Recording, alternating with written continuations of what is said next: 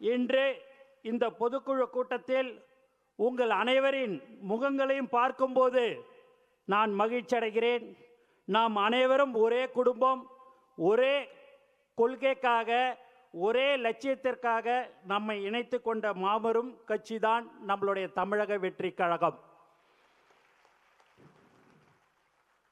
நண்பர்களே, நாம் கடந்து வந்த பாதை சாதாரணமானது அல்ல. எண்ணற்ற சோதனைகளை சந்தித்து வந்திருக்கிறோம்.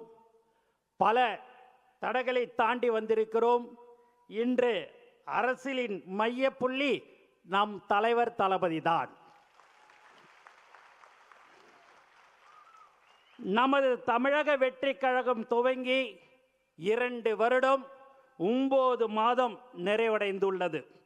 இந்த கணக்கு நாம் அதிகபூர்வமாக மக்களுக்கு அறிவித்தது.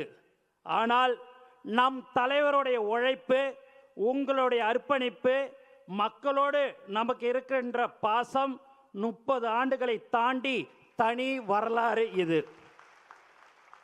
இது அனைத்திற்கும் அடித்தளம் ஒரு மனிதர் மட்டும்தான்.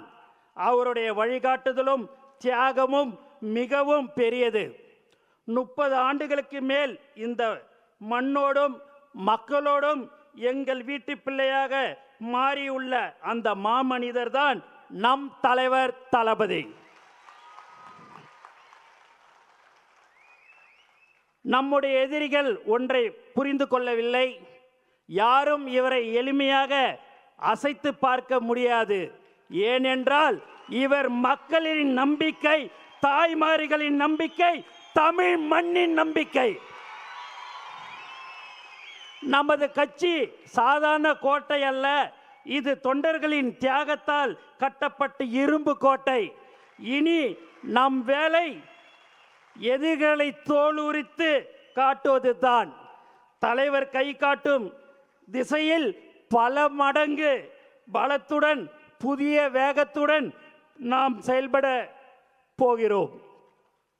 நம் மக்கள் இன்று ஒரு மாற்றத்தை எதிர்நோக்கி இருக்கிறார்கள், காத்து கொண்டிருக்கிறார்கள். அந்த மாற்றத்தை கொடுக்கும் தகுதியும் நேர்மையும் கொண்ட ஒரே கட்சி நமது தமிழக வெற்றி கழகம் மட்டும்தான். இது வெறும் பொதுக்குழு கூட்டம் அல்ல. இது நம்முடைய லட்சிய பயணத்தின் ஒரு வரலாற்று திருப்பம். நம்முடைய கொள்கைகளை மீண்டும் உறுதிப்படுத்தவும், நம்முடைய கரங்களை மேலும் பலப்படுத்தவும் நாம் இங்கு கூடியிருக்கிறோம். ஒரு மாபெரும் இயக்கத்திற்கு கட்டுப்பாடு என்பது மிகவும் அவசியம். நாம் அனைவரும் தலைவரின் முடிவுக்கு கட்டுப்பட்ட ஒரு தாய் பிள்ளைகளாக செயல்பட வேண்டும். நமது பலமே நமது கட்டுக்கோப்பு தான். அதை சீர்குலைக்க நினைக்கும் எதிரிகளை நாம் அனுமதிக்க கூடாது. பெரியவர்களை மதித்தும் இளைஞர்களை அரவணைத்தும் நாம் பயணிக்க போகிறோம். இனி ஒரு நொடி கூட நமக்கு ஓய்வில்லை. நாம் ஒவ்வொருக்கும் நம் கிராமங்களுக்கு, நகரங்களுக்கு, வீதிகளுக்கு செல்ல வேண்டும்.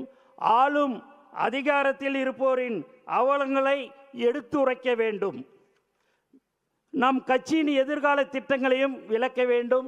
நம் தலைவர் அவர்களை 2026 முதலமைச்சராக அமர்வதற்கு நாம் எல்லோரும் சபதம் ஏற்றுக்கொள்ள வேண்டும். மக்கள் மாற்றத்தை விரும்புகிறார்கள். அந்த மாற்றத்தை கொண்டு வரும் மாபெரும் சக்தியாக நாம் இருக்கிறோம். அதற்கான தொடக்கம்தான் இன்றைய சிறப்பு பொதுக்குழு கூட்டம். வரலாறு நம்மளை வரவேற்கிறது. நான் உங்களை வரவேற்கிறேன். வருக வருக என்று மீண்டும் அனைவரையும் வரவேற்கிறேன். நன்றி, வணக்கம்.